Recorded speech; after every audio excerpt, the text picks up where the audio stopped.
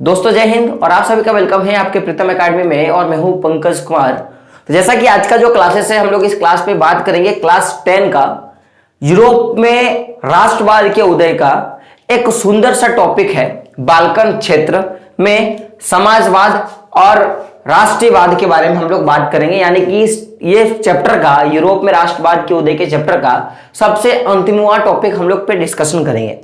तो इस पूरे टॉपिक पे हम लोग देखेंगे कि किस तरह से बाल्कन क्षेत्र पहले एक सुशोभित एक अच्छा समाज था, लेकिन धीरे धीरे उसमें कुछ ऐसी चीजें इंक्लूड हुई जिनके कारण पूरा जो बाल्कन का क्षेत्र है वो विघटित हुआ। हम लोग इसमें यह देखेंगे कि इस क्षेत्र में किस तरह से जो महाशक्तियां हैं या जो बड़ी शक्तियां हैं उन्होंने अपनी रुचि दिखाई। उस रुचि दिखाने का क्या कारण था या उस रुचि का क्या परिणाम था। साथ में हम लोग यह भी देखेंगे चैप्टर में कि किस तरह से उन महाशक्तियों ने पूरे जो बाल्कन का जो क्षेत्र है उस बाल्कन के क्षेत्र में अपना कब्जा किया, और किस तरह से ये जो पूरी रणनीति तैयार हुई, एक पूरी जो परिस्थिति तैयार हुई, उस परिस्थिति में किस तरह से प्रथम विश्व युद्ध का एक रूप दे दिया और किस तरह से प्रथम विश्व युद्ध हुआ। हम लोग पूरे इस टॉपिक पे इसी चीज का कवर अप करेंगे और पढ़ेंगे। तो सबसे पहले समझिएगा कि ये जो बाल्कन का क्षेत्र है, पूरी घटना है, ये घटना के बारे में बात करो तो ये जो पूरी घटना है ये 19वीं सदी की जो लास्ट पीरियड था, उस लास्ट पीरियड के अगर मैं 19वीं सदी को पूरा 4 भाग में बांटूं तो उस 4 भाग में जो अंतिम जो भाग था उस भाग में यह घटना हुआ। और इसी के साथ पूरा यूरोप का मैं बात करूं या जितना भी क्षेत्र आज आजाद है, इस पूरी बाल्कन क्षेत्र की घटना के बाद जितने भी सभी राज्य हैं यूरोप के, वो क्या हो गए, अपने रूप से स्वतंत्र हो गए। हम लोग पूरे इस अध्याय पे देखेंगे। तो आपके बुक में एक क्वेश्चन होगा कि बाल्कन क्षेत्र में राष्ट्रवादी तनाव क्यों पनपा। क्वेश्चन क्या है कि बाल्कन क्षेत्र में राष्ट्रवादी तनाव क्यों पनपा, इसका क्या कारण है। तो ये आपका क्वेश्चन है आपके बुक में, तो इसके बारे में भी इसी पे डिस्कशन हो जाएगी। तो पहले समझते हैं कि बाल्कन क्षेत्र क्या है और बाल्कन क्षेत्र में क्या ऐसी चीज थे जो इतनी बड़ी प्रथम विश्व युद्ध की घटना को लेके आई। तो अगर हम लोग बात करेंगे बाल्कन क्षेत्र के बारे में तो समझिएगा, तो ये जो स्टार्टिंग पॉइंट है कि इतना बड़ा जो पूरा गंभीर जो तनाव हुआ, इस तनाव की स्टार्टिंग जो डेट है 1871 कब की घटना है। ये जो पूरा जो तनाव का माहौल है ये 1871 में, मैं कब का बात कर रहा हूं, 1871 के बाद में ये जो तनाव की घटनाएं हैं कि क्या ऐसी घटनाएं हुई जिससे प्रथम विश्व युद्ध हुआ या बाल्कन क्षेत्र का विघटन हुआ। तो ये घटनाएं 1871 से, ठीक है ना, 1871 से हम लोग 1914 के ईस्वी तक का बात करेंगे। तो 1871 के बाद यूरोप में जो भी तनावपूर्ण स्थिति हुआ वो बाल्कन क्षेत्र में होना स्टार्ट हुआ। तो कारण क्या था कि सबसे बड़ा इसका मुख्य कारण था इस क्षेत्र की भौगोलिक स्थिति। क्यों? क्योंकि इस क्षेत्र में संसाधनों की भरपूरता थी, बहुत ज्यादा मात्रा में इस क्षेत्र में आपको संसाधन देखने को मिलता। यानी कि ऐसे संसाधन जैसे मैं तेल का बात करूं या जो भी डेली बेसिक पे उपयोग आने वाली सामान थी जो कॉस्टली थी, वो सारे आपको इस भौगोलिक क्षेत्र बाल्कन वाले प्रदेश में मिल जाता। और दूसरा जो सबसे बड़ा कारण था वो था जनजातीय विभिन्नता। यहां पे अगर मैं बाल्कन क्षेत्र का बात करूं तो बाल्कन क्षेत्र की विशेषताएं क्या थी, एक तो भौगोलिक दशा और दूसरा क्या था, दूसरा था जनजातीय भिन्नता। ये दो ऐसी दशाएं थी जो बाल्कन क्षेत्र को अच्छा और एक सबसे अच्छा एक प्रदेश बनाती थी। बात क्लियर है। तो आखिर यही भौगोलिक स्थिति और यही जनजातीय विभिन्नता क्या किया कि पूरे यूरोप में या मैं बात करूं कि बाल्कन क्षेत्र में क्या किया, एक तनावपूर्ण स्थिति बनाया। तो अगर मैं सबसे पहले बात करूं जातीय भिन्नता का, क्योंकि भौगोलिक भिन्नता तो भौगोलिक आधार पे होती है, उसको डिस्कशन नहीं कर सकते, लेकिन हम लोग जातीय भिन्नता को डिस्कशन कर सकते हैं। तो जातीय भिन्नता का मैं बात करूं तो यहां पे अनेक अनेक प्रकार के धर्मों के बात कर लो या अनेक अनेक जातियों के या समूहों के लोग रहते थे। अब आपके मन में क्वेश्चन आता होगा कि सर जातीय में भिन्नता तो थी, तो आप मेरे को यह बताइए कि वहां पे कैसे कैसे लोग, किन किन जातियों के लोग रहा करते थे। तो यहां पे अभी आप आधुनिक में जिसको रोमानिया बोलते हो, यानी कि रोम के लोग यहां रहा करते थे, बुल्गारिया के, अल्बानिया के, यूनान के, मैसेडोनिया के, क्रोएशिया के, बोस्निया के और स्लोवेनिया के, सर्बिया के और मोंटेनेग्रो, तो इन सारे जातियों के लोग रहा करते थे। कौन कौन, मैं फिर से रिपीट कर दूं तो रोमानिया है ना, बुल्गारिया, अल्बानिया, यूनान, मैसेडोनिया, क्रोएशिया, बोनिस, स्लोवेनिया, सर्बिया और मोंटेनेग्रो। तो इन सारे अलग अलग जातियों के लोग क्या करते थे, पूरे बाल्कन क्षेत्र में रहते थे। क्या रहते थे, ये जो सारे जो अलग अलग मैंने जातियों के लोग बताया, तो ये सारे कहां रहा करते थे, बाल्कन क्षेत्र में रहा करते थे। तो देखो सबसे बड़ी चीज होती है ना कि कहीं भी अगर परस्पर विस्फोट होता है या प्रस्फुटित होता है, तो सबसे बड़ा चीज क्या होता है कि उस क्षेत्र की जो यूनिटी है, क्योंकि आपने देखा था कि भारत में क्या है कि अलग अलग धर्मों के लोग रहते हैं, और उसी का फायदा उठा के अंग्रेजों ने क्या किया कि फूट डालो शासन करो का नीति अपनाया। क्या किया, फूट डालो शासन करो का नीति अपनाया। तो ये जो बाल्कन प्रदेश में जब इतने सारे अलग अलग जातियों और समूहों के लोग रहते थे, तो यहां पे भी मत और विचार का परस्पर एक जैसा मेल नहीं था। लेकिन 1871 के पहले ऐसा संभव था कि लोग यहां पे खुशहाल जिंदगी व्यतीत करते थे। तो उसका सबसे बड़ा मेन रीजन क्या था कि ये जो बाल्कन प्रदेश में किसका शासन था भाई, क्योंकि देखो हम लोगों ने देखा था कि जब फ्रांसीसी क्रांति हुआ तो लुई 16 के पहले जितने भी राजा थे वो लोग सही थे, तब तक सही था। हमारे इंडिया में भी देख लो कि जब तक अंग्रेज नहीं आए थे तब तक राज व्यवस्था ठीक ठाक था। कुछ राजाओं को हम लोग आज भी अच्छे मानते हैं, पृथ्वीराज चौहान हो गया, अशोक हो गया, तो ये लोग हम लोग आज भी अच्छा बोलते हैं ना, बाबर हो गया। तो बोलने का मतलब है कि रीजन कुछ ऐसे राजा थे जिनके कारण से ये सारा कुछ सही चल रहा था, लेकिन कुछ ऐसी घटनाएं हुई जिनके कारण इनका विघटन हुआ। तो अगर मैं बात करूं कि 1871 के पहले इस पूरे बाल्कन क्षेत्र का एक बहुत बड़ा जो हिस्सा था वो ऑटोमन साम्राज्य के नेतृत्व में था। और ऑटोमन साम्राज्य क्या करता था कि इस बाल्कन क्षेत्र में जो अलग अलग जनजातियों के लोग रहते थे उनका वो नियंत्रण करते थे और उनपे वो क्या करते थे, अपना शासन चलाते थे। तब तक तो सही था, लेकिन जब यूरोप में इधर राष्ट्रवादी की भावना का विकास हुआ और लोग ऑटोमन साम्राज्य को छोड़कर बाकी यानी कि जो बाल्कन का जो क्षेत्र है उस क्षेत्र को छोड़कर उनके चारों ओर में राष्ट्रीयता का भावना का विकास हो चुका था और लोग वहां से स्वतंत्र हो चुके थे। लेकिन केवल बाल्कन ही क्षेत्र था जो 1871 के बाद वो आजाद हुआ। तो ऐसा क्या घटना हुआ कि लोग बाद में, पहले तो यहां पे ऑटोमन साम्राज्य अच्छा खासा शासन चला रहा था, लेकिन ऐसे क्या घटना घटा कि 1871 के बाद ये जो बाल्कन क्षेत्र के जो अलग अलग जनजातियों के लोग हैं वो लोगों ने राष्ट्रीयता की भावना को स्वीकार किया। तो ये क्वेश्चन तो आपके मन में आता होगा, तो रीजन क्या था कि आखिर क्या रीजन हुआ कि बाल्कन क्षेत्र के जो लोग हैं वो स्वतंत्रता से मिलना चाहते थे या स्वतंत्रता को पाना चाहते थे, वो लोग स्वतंत्र होना चाहते थे। तो इसका फर्स्ट ऑफ ऑल रीजन क्या है, अगर मान लो कि आप जो काम कर रहे हो अगर वो काम सही है और लोगों को पसंद आया तो लोग कभी आपको छोड़ के नहीं जाएंगे। लेकिन अगर आपने कोई काम किया और लोगों को पसंद नहीं आया तो वो आपको छोड़ के जाएगा ही। तो सबसे बड़ा कारण क्या था कि ये जो ऑटोमन साम्राज्य है इन्होंने 19वीं सदी में क्या किया, 19वीं सदी में इन ऑटोमन साम्राज्य ने क्या किया कि अपने आप को यूरोप के अलग देशों से अलग किया और साथ में खुद के साम्राज्य को आधुनिकीकरण करने का और अपने अंदर के चीजों को सुधारने का प्रयास किया। मैंने क्या बोला कि 19वीं सदी में ऑटोमन साम्राज्य ने सबसे पहले क्या किया कि खुद तो वो अलग अलग जो बाकी जो यूरोप के देश है उनसे तो वो अलग था, लेकिन ये अलग होते हुए क्या किया कि खुद को आधुनिकीकरण करने का और अपने अंदर के जितने भी कमियां हैं उनको दूर करने का कोशिश किया। तो ये लोग इस कोशिश में काफी ज्यादा मात्रा में ये लोग सफल भी हुआ, लेकिन बहुत ज्यादा मात्रा में ये लोग क्या हो गया, इस काम के लिए ये लोग विफल हो गया। मैं लोगों को कहा कि अगर किसी को आपसे बहुत ज्यादा उम्मीद है और आप अगर उस उम्मीद से खरे नहीं उतरते हो तो जाहिर सी बात है कि आपको उस उम्मीद का बहुत ज्यादा हार जाना या मैं बोल सकता हूं कि बहुत ज्यादा प्रॉब्लम आपको झेलनी पड़ेगी। तो ठीक उसी कारण जिस तरह का ऑटोमन साम्राज्य के सुधार से या आधुनिकीकरण से जिस तरह के बाल्कन क्षेत्र के लोगों को एक उम्मीद था कि वो आजाद नहीं, स्वतंत्र नहीं होके भी उनका एक अच्छा और एक बहुत अच्छा साम्राज्य बन सकता है, वो लोग विकास कर सकते हैं।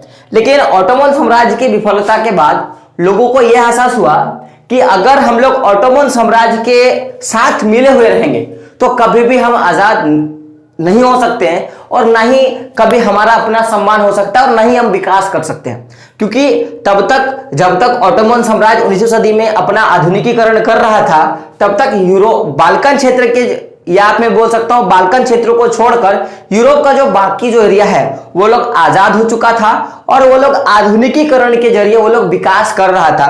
तो इस विकास को देखते हुए, उस विकास को देखते हुए बाल्कन क्षेत्र के बहुत से ऐसे ऐसे जनजाति है या बहुत से ऐसे ऐसे खेमे हैं, वो लोग क्या करने लगे कि बोलने लगे कि अब हमें भी आजादी चाहिए क्योंकि हम भी विकास करना चाहते हैं। तो इसी कारण से विभिन्न जातियों, बाल्कन क्षेत्र का जो विभिन्न विभिन्न जाति है वो लोग क्या करने लगे कि स्वतंत्रता का मांग करने लगे कि अब हमें भी स्वतंत्र कर दो, हम लोग ऑटोमन साम्राज्य के अंतर्गत हम लोग रहना नहीं चाहते हैं। साथ में क्या हो गया कि ये तो हुआ, साथ में वो लोग ये जो आजादी का जो मांग है, वो लोग जो स्वतंत्र होना चाहता था, तो उस मांग को इन लोगों ने क्या किया कि अपनी राजनीतिक अधिकार के रूप में व्यक्त किया और उसको क्या किया कि राष्ट्रवादी जो भावना का जो विकास हो रहा था उस पे क्या किया, वो लोग अपने आप को भी झोंक दिया।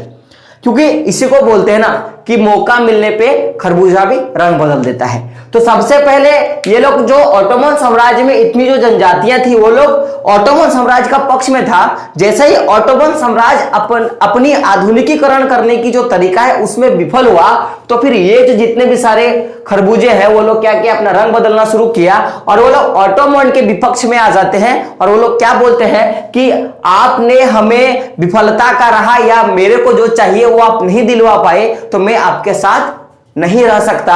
और ये लोग क्या किए कि ऑटोमन साम्राज्य का विरोध करना स्टार्ट किया या बाल्कन क्षेत्र का विरोध स्टार्ट किए और अपने आप को स्वतंत्रता की लड़ाई में झोंक दिए। और वो लोगों ने अपने आप को क्या किया कि स्वतंत्र बनने का या स्वतंत्रता पाने का एक मूल अधिकार के लिए राष्ट्रीयता की भावना में क्या हुआ, खुद को झोंक दिया।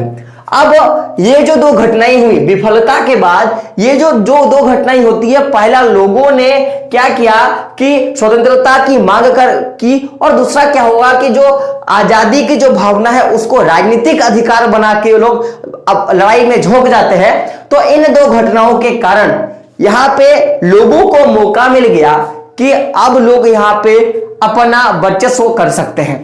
जैसे मैंने क्या बोला था कि हमारे इंडिया में फूट डालो शासन करो की नीति थी, क्योंकि जब देखा गया कि यहाँ पे अलग अलग लोग, यहाँ के खुद के लोग खुद से ही लड़ते हैं, तो वहां पे हम अपना पैर घुसा के अपना काम निकाल सकते हैं। तो ठीक उसी तरह का बाल्कन क्षेत्र में भी हुआ कि जैसे ही लोगों ने ऑटोमन साम्राज्य का विरोध करना स्टार्ट किया, ऑटोमन साम्राज्य के खिलाफ जाना स्टार्ट किया और खुद को अलग पहचान देने की कोशिश की, तो उसी समय जितनी भी विदेशी महाशक्तियां थी या ऑटोमन साम्राज्य के अगल बगल के या यूरोप के जितने भी महाशक्तियां थी, जो बड़े बड़े राज्य थे, जो बड़े बड़े राष्ट्र थे, वो लोग क्या किए कि वो लोग ऑटोमन साम्राज्य में अपने लालच के लिए, अपने फायदा के लिए, अपने आप को और मजबूत करने के लिए ये लोग क्या करते हैं कि पूरे क्षेत्र पे या ऑटोमन साम्राज्य के या बाल्कन क्षेत्र के ये जो अलग अलग प्रांतों के या अलग अलग जनजातियों के क्षेत्र है उनमें क्या करने लगे कि अपना अधिकार या अपना छाप छोड़ने के लिए वो लोग काम करना स्टार्ट किए। और बहुत सारे क्षेत्रों पे वो लोग क्या किया, अपना कब्जा भी किए, अपने बल के कारण कब्जा किए। क्योंकि इसका कब्जा करने का दो रीजन था। पहला रीजन क्या था कि पहले के लोगों के पास बहुत ज्यादा प्रॉब्लम था, संसाधन उतनी ज्यादा थी नहीं, तो लोगों को अगर संसाधन चाहिए तो उनको किसी और से ही हथिया के या छीन के लेना पड़ता था।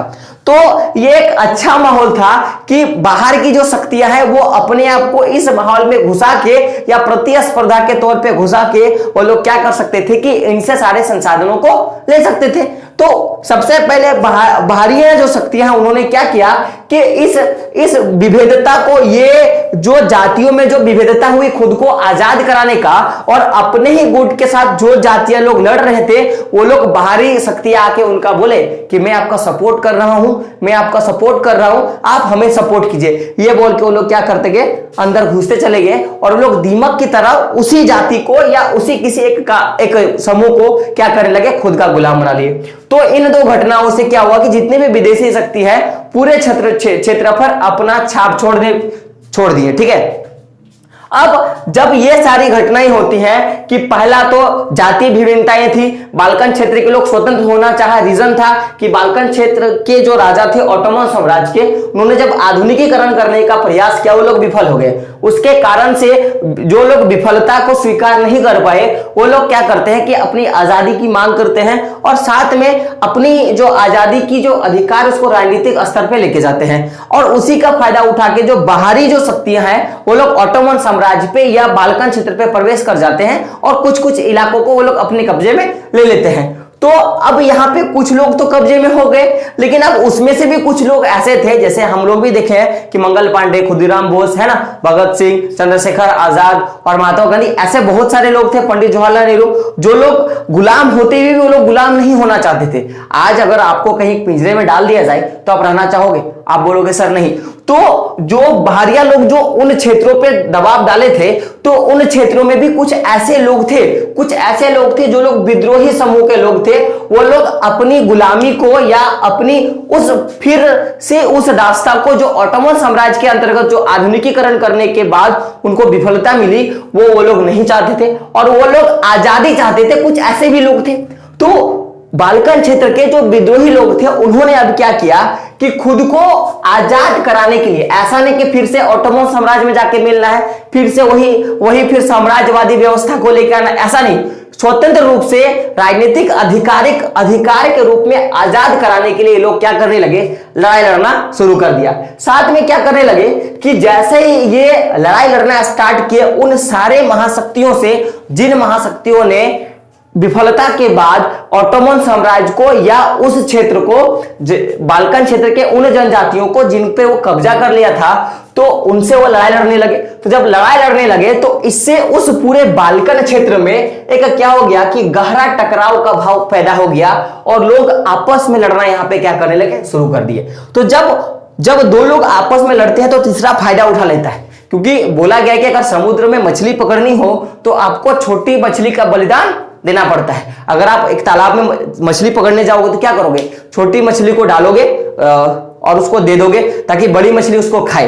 तो यही एक रीजन है। तो बाल्कन में जो परिस्थिति पैदा हुआ, इस कारण से विदेशी शक्तियों के आक्रमण से या विदेशी शक्तियों के छाप छोड़ने से जो भी परिस्थिति बन के आया बाल्कन क्षेत्र में, उससे क्या हो गया कि प्रथम विश्व युद्ध की स्थिति आई, है ना। मैंने आपको पहले बोला था कि हम लोग प्रथम विश्व युद्ध के बारे में भी पढ़ेंगे।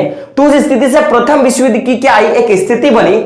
और कारण क्या था कि ये प्रथम विश्व युद्ध होने का मेन कारण क्या था? इसका मेन कारण था कि विदेशी शक्ति जो इस क्षेत्रों में आकर अपना कब्जा करना चाह रही थी, सबसे बड़ा रीजन था। तो जैसे ही विदेशी शक्ति इस क्षेत्रों पे अपना पैर डाला, तो यहां पे सबसे बड़ा चीज क्या हो गया कि बाल्कन क्षेत्र का एक राज्य क्या हो गया कि दूसरे ही राज्य से क्या हो जाता है, विरोधी बन जाता है। मान लिया जाए कि रोमानिया में क्या हो गया कि जो बाकी बड़ी शक्तियां हैं वो लोग अपना आके कब्जा करती हैं, तो अब रोमानिया के लोग ही क्या करेंगे, बुल्गारिया के विरोधी हो जाएंगे, क्योंकि ये तो पूरा बाल्कन का क्षेत्र था। तो रोमानिया में जो लोग आके घुसे, जो लोग अपना अधिकार स्थापित किए बाहरी शक्ति, तो वो तो चाहेंगे कि मेरे को ज्यादा फायदा हो, मेरे को ज्यादा संसाधन चाहिए, तो वो लोग क्या करेंगे कि बुल्गारिया पे आक्रमण कर देंगे। तो बुल्गारिया क्या चुप रहेगा, वो भी तो रोमानिया पे आक्रमण करेगा ना। तो ऐसे ही भावना हो गया कि एक राज्य दूसरे राज्य के क्या बन जाते हैं, यहाँ पे विरोधी बन जाते हैं। साथ में कि विरोधी तो बनते ही, ऐसा नहीं कि केवल लड़ाई लड़ते हैं, साथ में लोग लड़ाई लड़ने के साथ और एक सबसे बड़ी जो घटनाएं करती हैं, जो सबसे खराब घटनाएं जिसको मैं नाम दे सकता हूं कि एक राज्य दूसरे राज्य का जो संसाधन है, जो भी संसाधन है उसको हथियाना चाहता था। कि लड़ाई तो लड़ना, ऐसा नहीं कि मैं उसका विरोधी हूं, मैं उसका बात नहीं सुनूंगा, ऐसा नहीं। वो लोग बात तो नहीं सुनेगा, लेकिन साथ में क्या करता था कि एक राज्य का जो संसाधन है, जो भी संसाधन है, आप संसाधन जैसे जमीन, पैसा इत्यादि, क्योंकि संसाधन के बारे में हम लोगों ने पढ़ा है कि जो भी मेरी आवश्यकता है वो संसाधन है। तो जो भी एक राज्य की आवश्यकता है वो दूसरे राज्य से लेने के लिए क्या करने लगा, वो लोग लड़ने लगा। क्योंकि बाहरी शक्ति, जब बाहरी शक्ति आएगा तो ऐसा नहीं ना वो विकास करेगा। बाहरी शक्ति अगर आया तो वो लोग अपना फायदा के लिए आया, क्योंकि अगर हमारे यहाँ ब्रिटिश शासन चला था तो वो लोग अपने फायदा के लिए आया था, वो लोग हमें ही लूट के लेके चले गए। तो तो पहले तो वो ये दिखा के आए थे कि हम आपको फायदा देंगे व्यापार और ट्रेड के मामले में, लेकिन फिर वो लोग हमें ही लूट के चले गए। तो ऐसे बाहरी शक्ति जब आए ये दिखाने के लिए कि मैं आपको आजाद करवा रहा हूं, आप मेरे शरण में आओगे तो मैं आपको आजाद कर दूंगा, स्वतंत्र कर दूंगा, लेकिन यहां पे उल्टा हुआ कि वो सबसे पहले आए, उसमें कब्जा किए और एक राज्य को दूसरे राज्य के क्या बना दिए, आपस में विरोधी बना दिए। और वो साथ में क्या करने लगे कि जो भी संसाधन एक दूसरे राज्य का था उसको हथियाने के चक्कर में पड़ गए। संसाधन में जैसे कि जमीन उठा के लेके चल गए, पैसा उठा के लेके चल गए इत्यादि को क्या करने, लूटने का स्टार्ट कर दिए। अब इसी बीच में क्या होता है कि ये जो पूरी संसाधन को लूटने का या एक दूसरे के बीच में विरोधी भावना जैसे ही पैदा हुआ तो उसमें विदेशी शक्तियों का और अच्छा फायदा हुआ।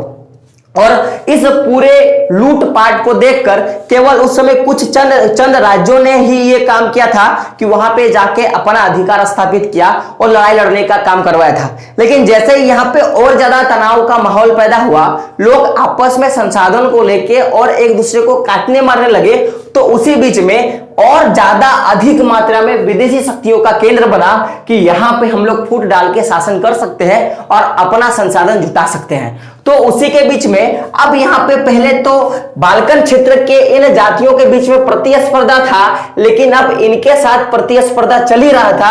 अब विदेशी शक्तियों के साथ भी इनकी प्रतिस्पर्धा बढ़ गई। क्यों? क्योंकि इन्होंने सबसे गंदा काम किया था कि खुद के देश के अंदर ही ये लोग अपना विरोध करना स्टार्ट कर दिए थे। और मैंने बोला था ना कि छोटी मछली जब वो पानी में आती है तो बड़ी मछली ऑटोमेटिकली उसको देख के अपना रंग बदलेगा। तो फिर जब बड़ी मछलियां यहाँ पे, जब बड़ी बड़ी महाशक्तियां हैं वो लोग जब प्रतिस्पर्धा में उतर के आई, तो यहाँ पे सबसे बड़ा जो प्रॉब्लम हुआ, वो लोग यूरोप के जितने भी महाशक्तियां हैं उनके बीच में जब प्रतिस्पर्धा बढ़ा तो सबसे ज्यादा जो खराब हुआ वो यूरोप के व्यापार पे हुआ। किस पे हुआ? यूरोप के व्यापार पे हुआ। और साथ साथ में जो लोग उपनिवेश थे उनको भी बहुत ज्यादा प्रॉब्लम झेलना पड़ा। और जो लोग नौ सैनिक थे, क्योंकि हम लोगों ने पढ़ा था फ्रांसीसी क्रांति में कि जितने भी सारी चीजें होती हैं, दास व्यापार या जो भी कुछ होते हैं, वो नौ सैनिक के माध्यम से या नौका के माध्यम से, नाव के थ्रू से होता था। तो इस विदेशी शक्तियों के आक्रमण से या प्रतिस्पर्धा से व्यापार को तो प्रभाव पड़ा, उपनिवेश को तो प्रभाव पड़ा, और साथ में नौसेना भी कूद दिया इसको जीतने के लिए। किसको? बाल्कन क्षेत्र को जीतने के लिए। तो इतना ज्यादा जो तनावपूर्ण स्थिति बना, इस तनावपूर्ण स्थिति के कारण अब अंदर की शक्तियां यानी कि बाल्कन क्षेत्र के अंदर की शक्तियां और जो यूरोप की जो बाकी शक्तियां हैं यानी कि बाल्कन क्षेत्र की जो बाहर की शक्तियां हैं, सबके बीच में क्या हो गया, एक गहरा प्रतिस्पर्धा बन गया। और ये इतना ज्यादा उग्र रूप ले लिया कि इस बाल्कन क्षेत्र को इतना ज्यादा रुझान समझने लगा कि इसमें जितने भी यूरोप की जो बाकी शक्तियां थी, जैसे रूस, जर्मनी, इंग्लैंड, ऑस्ट्रिया और हंगरी, ये जो उस समय की जो सबसे बड़ी बड़ी अपनी आजाद एक शक्ति थी, जैसे रूस, जर्मनी, इंग्लैंड, ऑस्ट्रिया और हंगरी, ये लोग भी बाल्कन क्षेत्र पे कूद पड़े। क्यों? क्योंकि इनको अपना संसाधन लूटने में मजा आ रहा था। किस लिए? ये लोग अपना संसाधन लूटने में मजा आ रहा था। तो इसके लिए रूस ने, जर्मनी ने, इंग्लैंड ने, ऑस्ट्रिया ने और हंगरी ने क्या किया कि अपने नौसैनिकों को और अपने सेना को उस बाल्कन क्षेत्र में अपने अपने लूटे हुए राज्यों पे क्या क्या तैनात कर दिया। तो यहां पे एक स्थिति थी कि लोग एक दूसरे को के विरोधी बन गए थे, लूटने लगे थे। तो उसी के बीच में क्या शक्तियों के प्रतिस्पर्धा बढ़ी। और ये जो बड़े बड़े जो देश थे, जो यूरोप के उस समय की सबसे महान शक्तियों में से एक हुआ करते थे, रूस, जर्मनी, इंग्लैंड, ऑस्ट्रिया और हंगरी, तो ये लोगों का रुझान इस बाल्कन क्षेत्र पे ज्यादा बढ़ा। तो उसका कारण क्या था कि ये जो रूस, जर्मनी, इंग्लैंड, ऑस्ट्रिया और हंगरी थे, ये लोग ज्यादा से ज्यादा संसाधन को हथियाना चाहते थे और अपने आप को मजबूत करना चाहते थे। क्योंकि जब तक 1914 का जब प्रथम विश्व युद्ध नहीं हुआ, तब तक लोग यहाँ पे एक दूसरे को काटने मारने की स्थिति पे थे, क्योंकि इनको पता था कि अगर हमें अपने आप को सुदृढ़ करना है तो दूसरे को लूटना पड़ेगा, दूसरे को संसाधन को हथियाना पड़ेगा, क्योंकि तब भी तो यहाँ पे साम्राज्यवादी व्यवस्था ही था ना। तो जैसे ही इन महाशक्तियों का रुझान इन क्षेत्रों में बढ़ा और बाकी अलग अलग देशों का जैसे ही इसमें रुझान बढ़ा, तो इस स्थिति में इतना ज्यादा तनाव पैदा हुआ कि इस पूरे क्षेत्र में, बाल्कन के क्षेत्र में कई बार युद्ध हुआ इन महाशक्तियों के रुझान के कारण, और इन जनजातियों के बीच में आपसी कई बार क्या हो जाता है, युद्ध होता है। और ये युद्ध इतना बार होता है कि अंततः 1914 में, कब का बात है, 1914 में प्रथम विश्व युद्ध, आप लोग याद रखिएगा, फर्स्ट वर्ल्ड वार इसी बाल्कन क्षेत्र में होता है। कारण क्या है कि जैसे ही ये महाशक्तियां अपने फायदे के लिए इस क्षेत्र में कूद पड़ती है तो फिर बाकी लोगों को भी तो मजा आता है ना, क्योंकि आप एक इतने छोटे चीज हो, ठीक है ना, आप अगर इतने छोटे हो तो आपको लूटने के लिए इतना बड़ा आदमी आएगा, अगर आप इतने बड़े हो तो उसको लूटने के लिए इतना बड़ा आएगा, आप इतने बड़े हो तो आपको लूटने के लिए इतना बड़ा आएगा। तो जैसे ही इससे बड़े बड़े देश इसमें इन्वॉल्व होना स्टार्ट हुए, क्योंकि इनको पता था कि अगर हम लोग इनके साथ मिल जाते हैं तो हमें भी इन क्षेत्रों से ज्यादा मात्रा में फायदा होगा। तो बाकी भी देश उनके साथ या इनके साथ, चाहे इनके साथ कुछ लोग मिल जाते थे, कुछ लोग इनके साथ मिल जाते थे, तो इसी स्थिति में पूरा विश्व बटा, और पूरा विश्व में क्या हो गया कि एक बार प्रथम विश्व युद्ध चला, और अंततः प्रथम विश्व युद्ध के बाद ही इस बाल्कन क्षेत्र का या ऑटोमन साम्राज्य का विघटन होता है।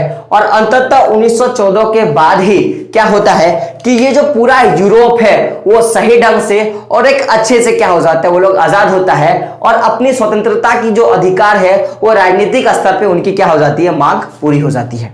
तो ये जो पूरी जो घटनाएं है, इस घटना में है हम लोगों ने बाल्कन क्षेत्र में एक चीज, जो सबसे खराब चीज देखी थी कि लोगों ने सबसे पहले अपने आप को तोड़ा, और उसी तोड़ने के कारण लोग उनको और तोड़ने में मजा आ गया, है ना। तो कभी भी याद रखिएगा कि आप कितने भी अच्छे क्यों ना हो, जब तक आप खुद से मजबूत हो कोई भी आपको छू नहीं सकता। लेकिन जिस दिन आपने खुद को बांटा, आपने खुद को तोड़ा, लोग आपको तोड़ने के लिए क्या हो जाते हैं, मजबूर हो जाते हैं, और लोग उस मौके का फायदा उठाते हैं। तो अभी बात रहा इस पूरे चैप्टर का, आपको ये पार्ट कैसा लगा आपको कमेंट बॉक्स में जरूर बताना है। और साथ में जो लोग चैनल पे नए हैं, क्या करना है कि प्रीतम एकेडमी को आपको सब्सक्राइब कर लेना है, और जो बेल का आइकॉन आता है उसको भी क्या करना है, टच कर देना है। साथ में मैं बताऊंगा कि अभी कोविड है, मैं हर बार एक वीडियो में बताता हूं कि आपको कोविड का भी पालन करना है, और ऑनलाइन रूप से आपको क्या करना है, क्लासेस लेते रहनी है। आपके मैथ के भी क्लासेस चल रही है, साइंस का भी क्लासेस चल रहा है, साथ में एसएसटी का भी क्लासेस आपका अच्छे ढंग से चल रहा है। आई होप बहुत जल्द मैं इसमें इंग्लिश का और हिंदी का भी टीचर में ले आऊंगा, तो उसके लिए थोड़ा सा आपको वेट करना पड़ेगा, ठीक है ना, क्योंकि अचानक इतनी बड़ी मैं प्लेटफॉर्म आपको दे नहीं सकता, थोड़ा धीरे धीरे आपको प्लेटफॉर्म मिलेगा। तो मैं आपके लिए इतना कर रहा हूं, अब आपका काम बनता है कि आप मेरे को सपोर्ट करो और थोड़ा इस चैनल को बड़ा करने में मेरा हेल्पफुल करो। अगर आप मेरा सपोर्ट करते हो तो आगे जाके मैं आपका और अच्छे से सपोर्ट कर पाऊंगा, और आपको एक अच्छा प्लेटफॉर्म में प्रीतम एकेडमी के माध्यम से दे पाऊंगा। दोस्तों मिलते हैं अगले वीडियो में, तब तक के लिए जय हिंद, जय भारत, और आपका दिन